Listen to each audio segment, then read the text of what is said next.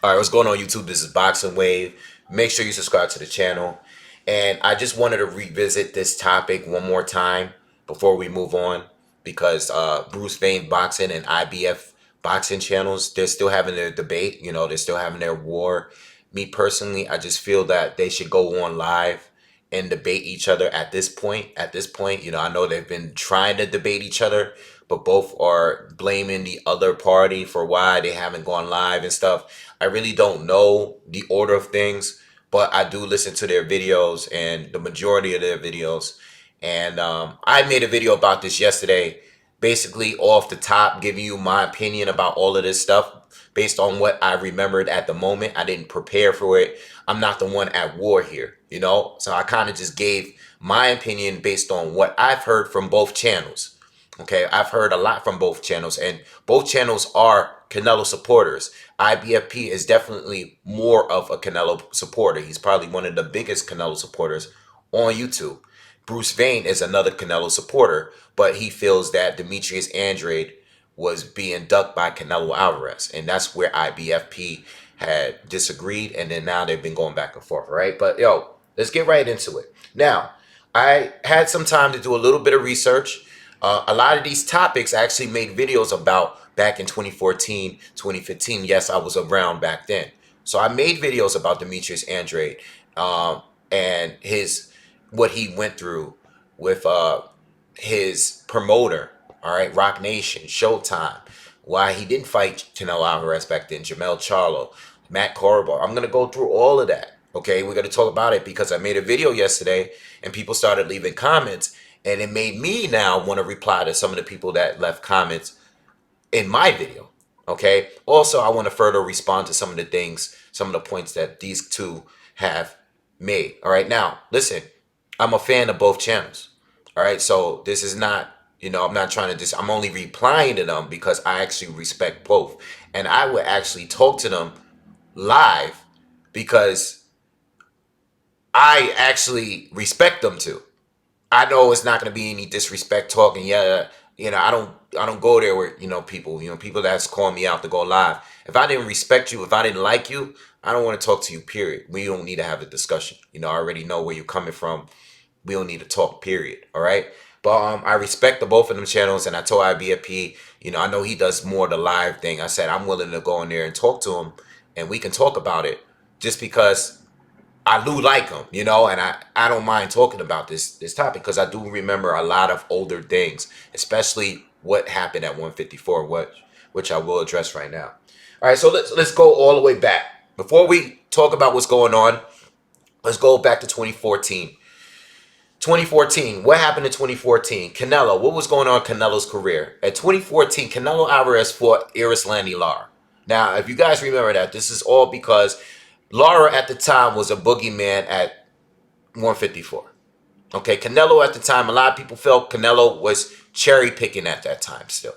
All right, people thought that he was being a weight bully at times. People said that he was fighting guys that were on their way out. These are some of the opinions of what people thought. Lara stepped to him in person at the press conference and called him out to his face. All right, Canelo went on to fight him. Okay, to fight that, I never thought Canelo would do. Much respect for Canelo for taking that fight because Lara was in his prime at that time. All right, so they go on to fight. 2014, Canelo gets the win. Regardless of how we feel, Canelo wins the fight. He wins the fight. Okay, so that happened in 2014. All right. In the meantime, Andrade, he wins the WBO title shortly before that. Okay. Uh, Now he has one title defense against Brian Rose. Brian Rose, exactly. Who is he? Well, that's the guy that he had his title defense against. Okay. He won it against. He won a vacant title against Vanis Monterosian, which was a legit fight. Very good fight at the time. Vanis Monterosian was a top 154 fighter at that time, and he was undefeated when he fought Andrade. He dropped Andrade, gave him a tough fight, but Andrade clearly won the fight. All right, clearly won. All right, so Andrade. This is when things get real rough for Andrade. This is the beginning of all the bad stuff. Andrade is offered a 3-fight deal to fight on Showtime. Okay, he's with his promoter. He's with Star Boxing. Showtime offered him a 3-fight deal. In that deal, he is offered to fight Jermell Charlo for like something above, I want to say north of $500,000, right? Which was his biggest payday at the time. So he's offered that to fight Jermell Charlo, not Jamal, but Jermell. Andrade doesn't take the fight because Rock Nation, who was trying to sign him and many other fighters at the time. This is when they were first entering boxing, and it was trying to pull boxers away from the PBC, even though they weren't the PBC at that time. You know, all these Al Haymon fighters, they was trying to eat up a lot of fighters behind the scenes. I know because I've been told by certain fighters. So on a low, Rock Nation was trying to pick up some guys. And Rock Nation said, listen, we'll pay you not to fight. Take that deal with Showtime because we want you. They were trying to sign them and other fighters at the time. So this a whole mess up. He doesn't take the Showtime deal, right? He goes into 2015, doesn't take the Showtime deal, all right? Then everything falls apart with Rock Nation. So they go into this whole lawsuit. Meanwhile, he hasn't fought since Brian Rose. Meanwhile, Canelo is doing his thing. All right, so Andrade is going through this whole lawsuit with Rock Nation. He doesn't take the fight deal with Showtime because of the Rock Nation situation. So now he's on the bench right now holding the WBO title. Now, also during around that time, maybe a couple months prior, he's offered by the WBO. No, he's ordered. I'm sorry. He's ordered by the WBO to fight Matt Korobov. Matt Korobov at 160, who's currently holding the 160 title. Now, we know Korobov goes on to fight Andy Lee and loses. He gets stopped. This is before he kind of disappears for a little while, right? But he fights Andy Lee and loses it. But while Andrade holds the WBO strap, he's offered to fight, or he's ordered to fight for the 160. So he would have been a two-weight title holder, both WBO titles at 154 and 160, if he had won against Matt Korobov. All right, but he turns that down too. So remember, when I say this about Andrade, I didn't go into all deep into that yesterday because I didn't feel like I was trying to stay on topic about the Canelo situation. But I actually made videos about this years ago. So it's not that I was trying to ignore it. It's just that I made videos about it, but I'm trying to stay focused on Canelo. But now that people are leaving comments like, yo, Andrade had plenty of opportunities to fight other fighters and he didn't.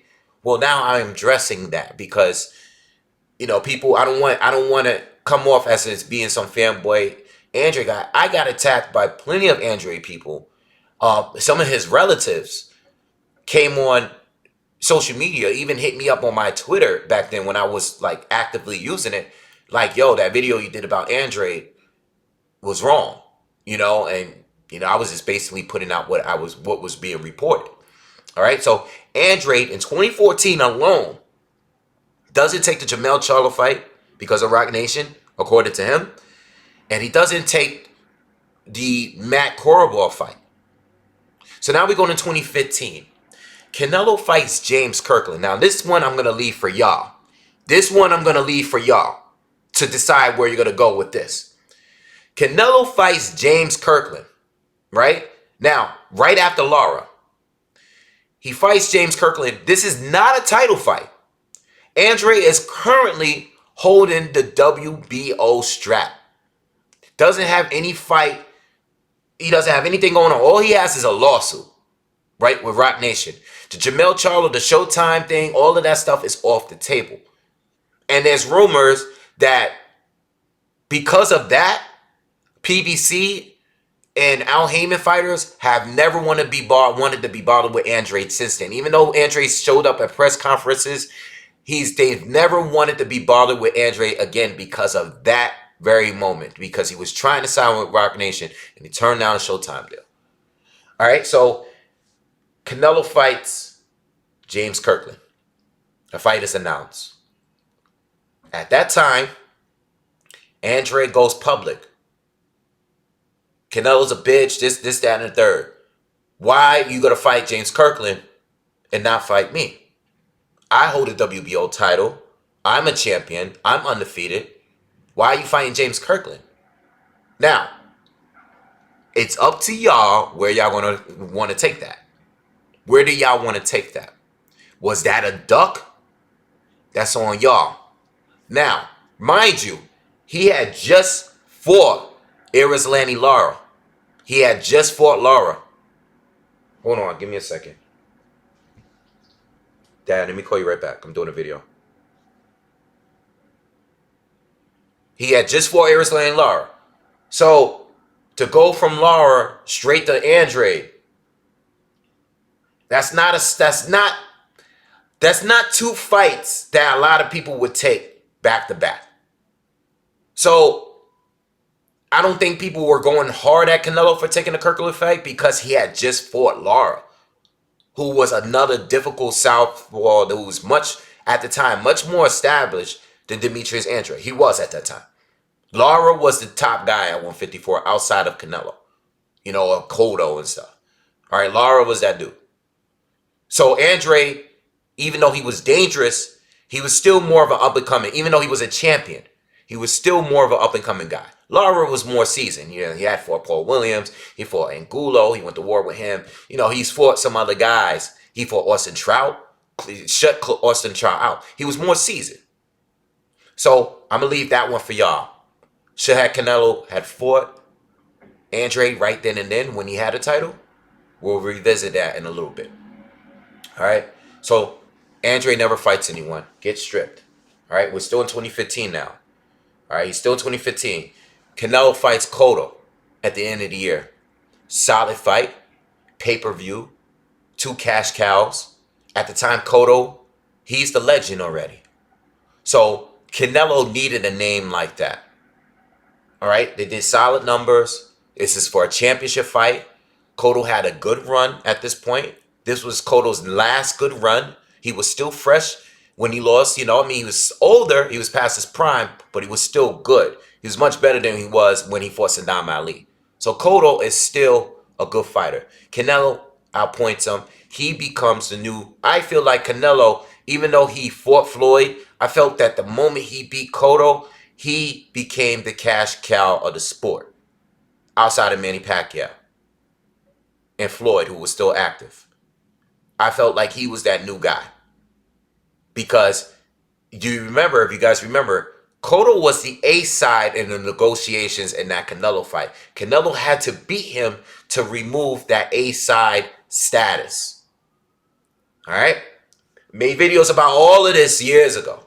Meanwhile, Andrade semi-staying active, not really fighting the guys we want to see him face at this point. All right? Not really facing who we want to see him fight. All right? So let's skip all of this. Let's move up. Canelo, I believe in 2016. Let me check because I don't want to get anything wrong. And if I am wrong on anything, please leave it in the comments. It's hard to get all of this stuff right because this is a lot of information.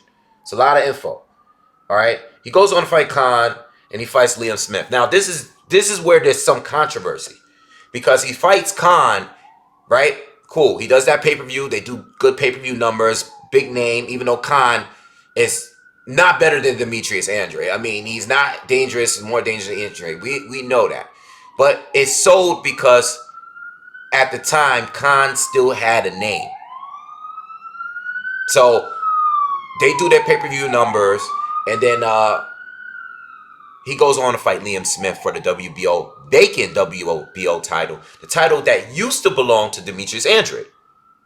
All right? I believe that title was vacant, or did... No, I'm sorry, I'm wrong. Liam Smith, I remember Liam Smith fought for the title that was vacant. He fought against, I think he fought John Thompson for that title. All right, and then he defended it a couple of times, and then he fought Canelo. So Canelo went after Liam Smith for the WBO title, but didn't go after Demetrius Andrade. So, again, it's where y'all want to call it with that. How do y'all want to see it? Leave me comments. Did Canelo duck Andrade back then? did he duck him back then by fighting James Kirkland instead of him? I personally wish that Canelo fought James Kirkland. I know a lot of fighters are not going to take tough back-to-back fights, especially if you are a cash cow. I know a lot of fighters are not going to do it. But Andrade was undefeated. He was fresh. He had a title. You know what I'm saying? You fight Liam Smith for it, but you didn't fight Andrade for it. But he got a pass from most because he had just fought Lara. All right? He got a pass there. All right, so look, we're going to move up. We're going to move up to more current. Let's go to 2017 real quick. I'm only replying to one person that left a comment. Now, this person said that Andrade, he didn't fight Derevyanchenko. He ducked Derevyanchenko in 2017. All right? I remember when that happened. I remember listening to Derevyanchenko's coach. All right? And I remember him saying, I remember listening to that interview, and I remember, him basically saying Andrade is his nephew, and that, he didn't duck Derevyanchenko or anything like that. They just didn't want to have the fight for whatever reasons, close relationships, whatever. He's not going to train a fighter to fight his own nephew. That's what he was saying in that interview, basically. Listen, I'm going to look at it like this. Andrade had just fought.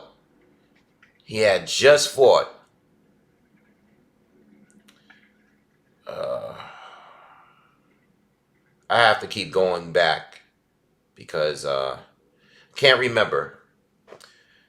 Andrade had just fought. Who did he fight in 2017? All right, he fought Alantez Fox, undefeated Alantez Fox, who was just knocked out by Liam Williams, who is Andrade's next opponent. He fights Fox on HBO. Fights him in late October, right? Derevyanchenko fought a couple of months prior to that. I believe he fought Derevyanchenko, right? Maybe in August. So he fights Johnson, and a couple of months later, Andrade fights Fox. They were trying to make that fight for December, mid-December. So they were negotiating this fight with 7 weeks to work with. While the negotiations was going through with 7 weeks. Now, another one is up to you guys. Is 7 weeks enough time? While they're still in negotiations to have this fight, should Andrade had taken that fight against Derevyanchenko? Andrade pulled out, according to Team Derevyanchenko, Andrade had pulled out when they were 90% done with negotiations because he felt that he didn't have enough time to prepare for someone like that. That's what Andrade says, according to reports. 7 weeks is really tight. It is definitely tight. I don't think 7 weeks is tight to prepare, but it's tight to prepare for someone like that. But it was an opportunity to fight someone good. My question to you guys, Derevyanchenko at that point only beat Derevyanchenko. I'm not even sure if he had 10 or professional fights at that point yet. All right?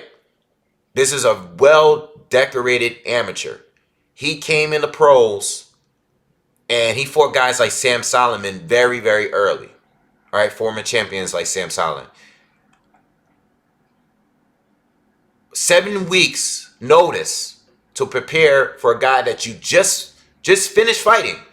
Like, Derevyanchenko is fresh, but Andrade has just finished fighting. He has to go right back into training camp.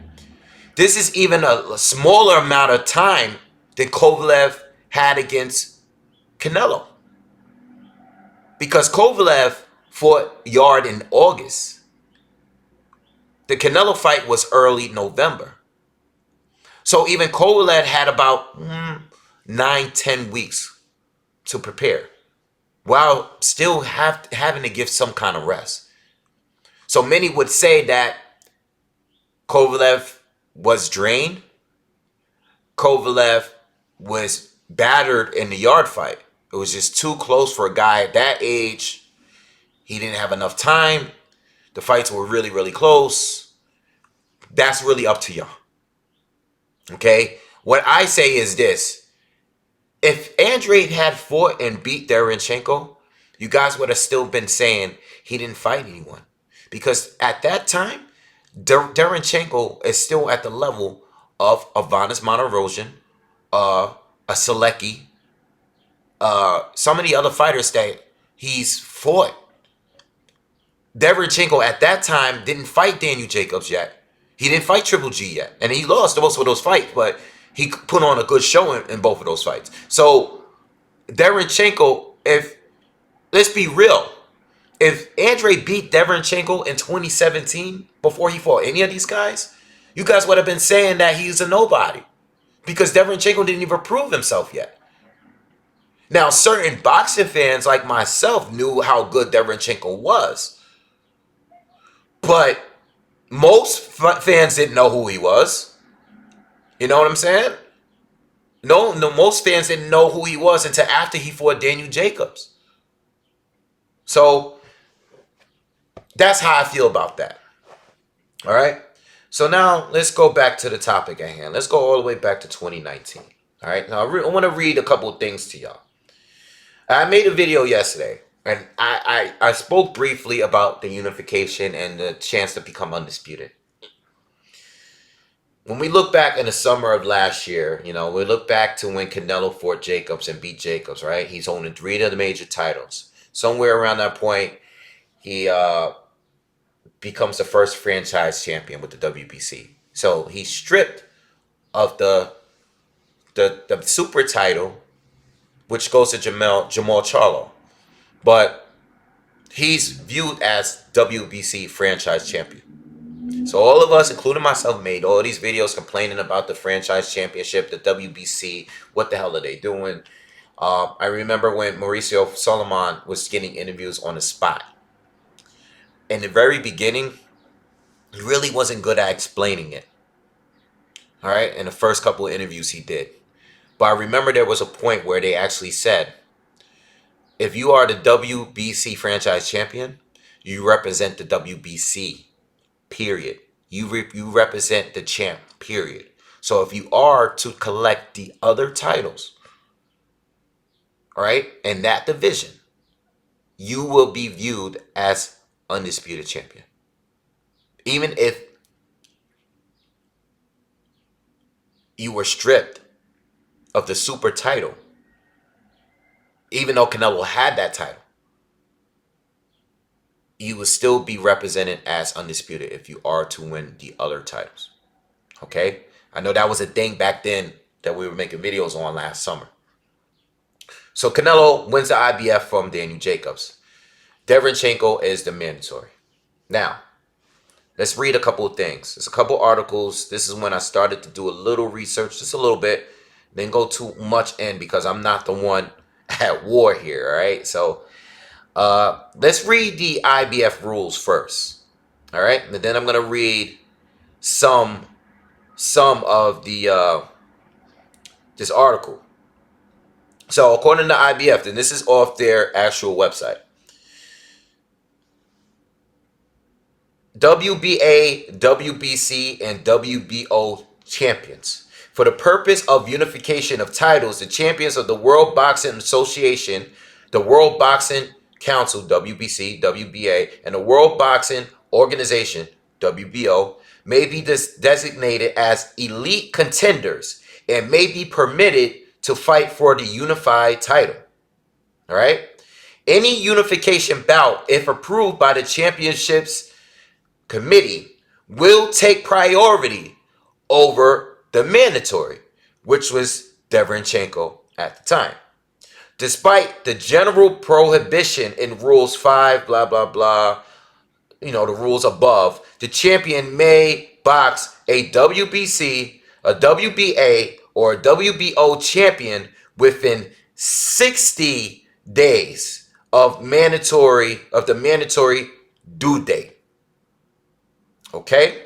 That is the actual rule. So unification, not undisputed, but just unification of any other sanctioning body overrules mandatories when it comes to the IBF, as strict as they are. All right? So that's the whole issue. That's the deal with the IBF. Now, I'm going to pull up an article that I read, and I remember all of this. It's not that I'm just reading it. I do remember all of this happening, about the IBF and him being stripped. All right, so this was reported by Brian Campbell from CBS Sports back in August 2nd, 2019. All right, the title is called IBF Strips Unified Middleweight Champion Canelo Alvarez of Title for Not Reaching Fight Agreement. Okay, after negotiations for full fight against former world title challenger Sergey Derevyanchenko fell apart on Thursday, the IBF made the decision to strip unified middleweight champion Canelo Alvarez of his title. The decision came after the IBF allowed multiple postponements for a purse bid in order to follow Derevyanchenko and Alvarez more time to negotiate. Alvarez, who still holds a WBA, WBC franchise and lineal middleweight crowns, inherited the Ukrainian technician as a mandatory opponent in his May unification win over Daniel Jacobs. Derevyanchenko, who suffered his lone defeat by a split decision to Jacobs in 2018, could be headed toward an October vacant title bout against former champion Gennady Golovkin that would air on the all-sports streaming app DAZN. Alvarez, meanwhile, continues to look for an opponent after what has become an extended soap opera due to this reported refusal to fight Triple G in a trilogy bout until the Kazakh slugger regains a world title. And then here they also show the tweet of Canelo Alvarez at that time, back that same day, which he stated, "I'm very upset and ashamed with my fans to be fairly stripped of my belt by the IBF, but especially when I did not have knowledge of the agreement that Golden Boy Promotions matchmaker had signed." All right. Alvarez hasn't shied away from sharing his thoughts or his outright dislike of Golovkin, despite the fact that the two took part in a pair of blockbuster pay-per-view bouts, both of which ended in controversial decisions that became instant Fight of the Year candidates. The 29-year-old Mexican superstar was initially planning to move up to 175 pounds to challenge title holder Sergey Kovalev until talks fell apart. In recent days, Alvarez was rumored to be negotiating a possible October unification bout against unbeaten WBO champion Demetrius Andrade. Either way, the public breakdown of Alvarez Golovkin 3 talks seem to ultimately expose DAZN's lack of final say on matchmaking, despite paying a combined $465 million to sign the two middleweights after HBO ceased boxing programming late last year. Multiple outlets also reported this week that Alvarez was willing to accept less money for his next fight in order to avoid having to fight Triple G next spring. Oscar De La Hoya, Alvarez promoter and CEO of Golden Boy, issued a statement late Thursday regarding his dislike of the IBS ruling, despite the fact that the sanctioning body stayed true to its mandated beliefs. Under IBF rules, a unification fight trumps a champion's need to make an immediate mandatory defense, but only if the request is made within a specific time frame, which Golden Boy did not adhere to do. Wasn't there, too. Adhere to. We are extremely disappointed at the IBF for forcing the world's best fighter to relinquish his world title. De La Hoya's statement read, "We have been in serious negotiations with Sergey Derevyanchenko's promoter. We offered his team an unprecedented amount of money for a fighter of his limited stature and limited popularity. But the truth is that I am now certain that they never had any intention of making a deal, but instead they wanted to force us to relinquish Canelo's belt. This is an insult of boxing to boxing, and more importantly, an insult to the boxing fans around the world. This decision validates already existing concerns about the credibility of the IBF championship. Canelo inherited a mandatory challenger by defeating Daniel Jacobs, the man who beat Derevyanchenko. So to strip him of his title without giving him enough time to make the best fight possible is truly what is wrong with boxing. And I plan to aggressively consider all legal actions possible. Last month, the WBC made an unprecedented decision to elevate Alvarez to the franchise championship status, allowing interim title holder Jamal Charlo to become its regular champion. The move means Alvarez is not forced to face mandatory challengers and is allowed to instead seek the biggest fights available as the sport's most marketable star. Sorry I had to read all that, but sometimes you just gotta do it. All right, this is being reported by, this was last summer. So, look, what I read from that, based on the IBF rules, yes, unification definitely trumps mandatory, but it have to be specific time. You know, it was his 60-day time frame. And there were already delays in order to accommodate Daniel Jacobs in the past. You know, even though Daniel Jacobs already had beat him, Sergey Derevyanchenko had fights after that, you know, and he was due. His title fight was due. And, you know, I like the IBF, at least more than the other sanctioning bodies. It sounds to me, the way I took that, it sounds to me like this is what caused the friction between Canelo and Oscar. All right? It seems to me that Oscar felt like they should be accommodated and they should have probably bend the rules a little bit for Canelo because of who Canelo is, based on what Oscar said to that. Now, my view of all of this is I feel that Canelo and his team, or maybe his team, I don't know, his handlers, Oscar, once they won that fight with Daniel Jacobs, or even before, they should have been directly targeting Demetrius Andrade. So that excuse of, yeah, we ran out of time and they stripped us, so it's not a undisputed fight anymore, is voided because, as you can see and read here, and as of what we knew from that time, there were several reports after the Daniel Jacobs fight that Canelo was going to fight a whole lot of people. Sergey Kovalev was there. Triple G3 was there. Demetrius Andrade was there. Sergey Derevyanchenko was there. We've heard all kind of names mixed up.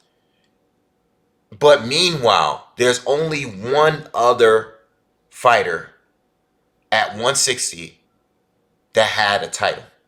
And that was Demetrius Andrade.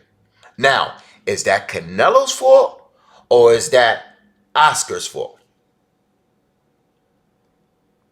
Well, I believe that Canelo is,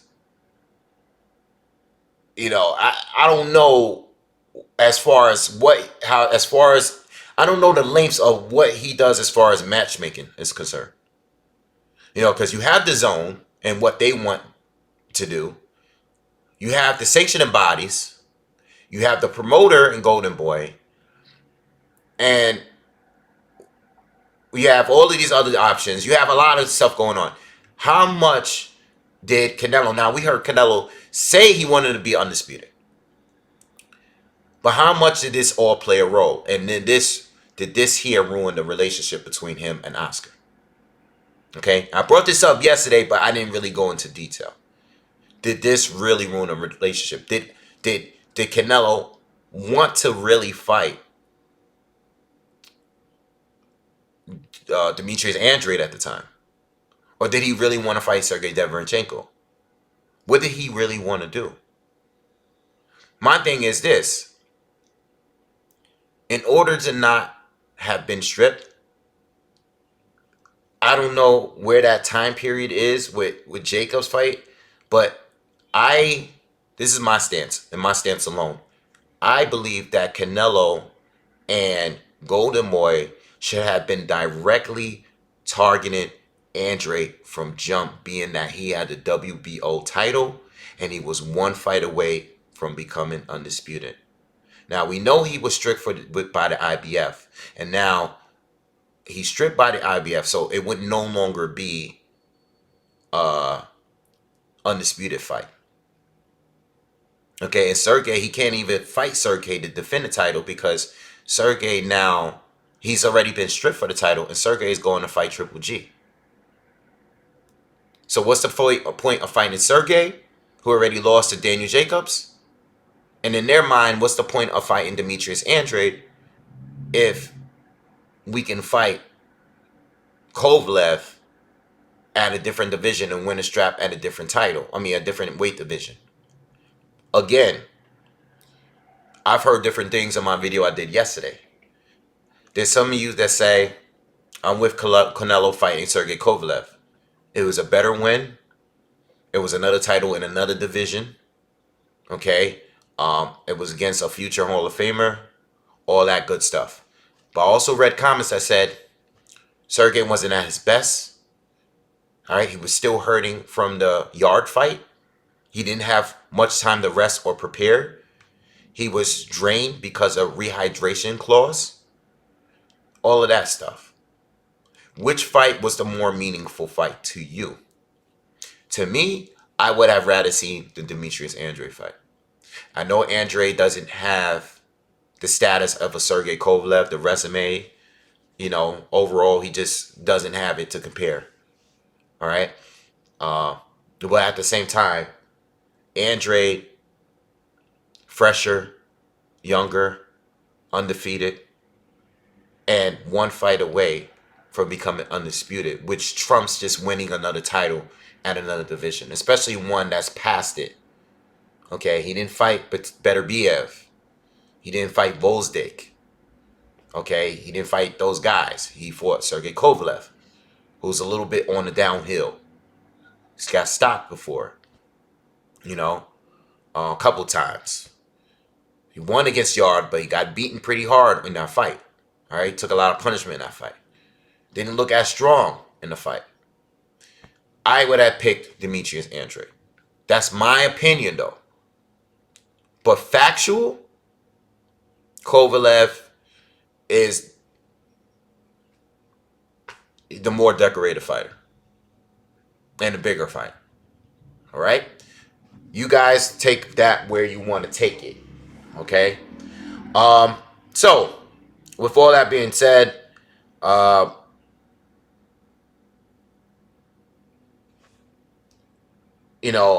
just want to close this out with this. I think there's a lot of truth and a lot of comparisons to, I think the comparisons to Terrence Crawford are valid. Some, okay? Andrade is not Terrence Crawford, but there are some similarities there. Boo Boo has definitely ruined some opportunities to fight good fighters. I named some, okay? Especially at 154. Not so much Derevyanchenko in 2017, but more so with the guys at 154. He had an opportunity to fight Charlo. He had an opportunity to go up and wait to fight Matt Korobov. Back then, it would have been really hard for both Triple G and Canelo to avoid Andrade if he held the title in both divisions.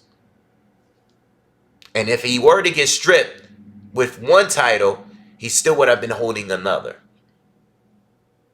So I think Andrade should have taken that opportunity back then. Should have taken it. Maybe some of the Rock Nation stuff was in motion at that time. Regardless, that's your own fault. It's not Triple G's fault. That's not Canelo's fault. That's your fault. All right? Or your promoter fault. But we're talking 2014 here. That was 6 years ago. Andrade is still very relevant.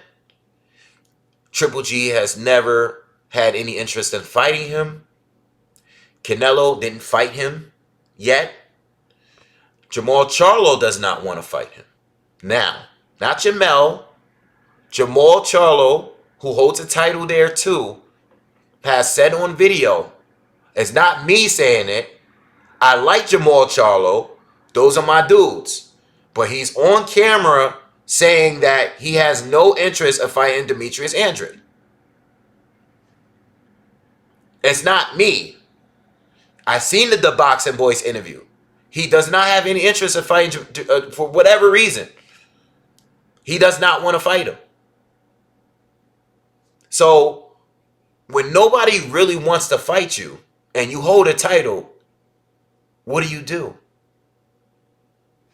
How could we keep just saying he didn't fight anyone when guys like Billy Joe Saunders, who's scheduled to fight him, they had the face off, and the guy ducked some by failing the drug test, because that's a form of ducking, in my opinion. If you're juicing, that there's some kind of fear in you. You do feel like you need an advantage, clearly. And then not only that, but you go up and move up in weight, and the fight never happens. These are all things that is out of Demetrius Andrade's control. And this is where I say, okay, there are some comparisons to Terrence Bud Crawford. But that's where it ends. Because we know what Crawford did in previous divisions. At 135, he was unified. At 140, he was lineal. On 140, he was undisputed. Demetrius Andrade didn't do that at 154. There was opportunities to fight other people. What's up with the Lara fight? We never got that fight. Oh, that was part of the Showtime deal. Those guys been going back and forth for years. We never got it. But at 160, like right now, while he's on the zone with Hearn, and he still can't get a fight, we can't completely bash him. So once again, when it comes to the ducking, you can make a good argument. There's an argument to be made that Canelo ducked him. Maybe not Canelo himself, but maybe Canelo would fight him if Oscar wanted it. And I think that's the reason why there's friction between the two of them. If Oscar wanted to fight, because remember, Oscar had said he did not want Canelo fighting Lara. Canelo is the one that really wanted to fight him. So maybe this is the same thing here. Maybe Canelo would fight him if Oscar wanted him to fight him. But Oscar was entertaining a Kovalev fight. He was trying to get Kovalev out of the yard fight. Why wasn't he going towards Andrade then, when Andrade had a title and all Canelo needed to do was get the IBF from Daniel Jacobs? Why wasn't he targeting him then? Why do the negotiations and offer at the last minute after some of these other fights fall apart? Whose fault is that? Is that Canelo or is that Oscar? And again, why didn't Canelo fight Andrade when he's at 154? Why fight James Kirkland? Why not fight Andrade? Well, because Andrade didn't fight anyone. Well, who did Liam Smith fight? Who did Amir Khan fight at 154? This guy got knocked out in 140 by two fighters that are not better than Canelo Alvarez. So you can make a great argument. Is it really Canelo's fault, though? And at the same time, Canelo has definitely fought good fighters.